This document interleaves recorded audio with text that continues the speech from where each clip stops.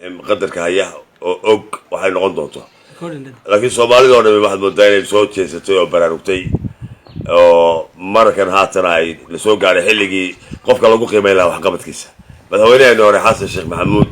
isaga daahir cala soo ka dhargiyay Soomaalida oo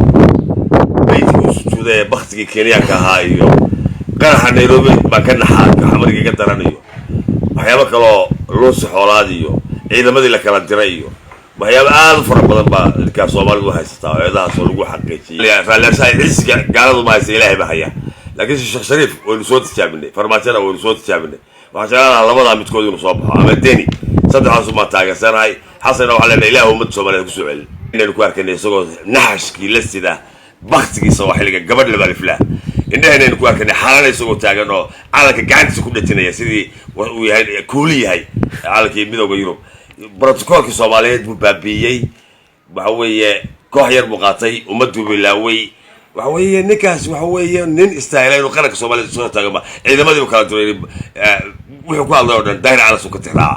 إلهي وارك برينا كاس ومدو يلان كسوع الكوا كخير بدلنا وكو بدلو تامه لما يسو تاريخ وحسن شيخ دروب توقعي تربيلكا كوا الوعد دين كنا شغلنا إلهي بيقول لكن كوا مغلا أفرت واكب بدني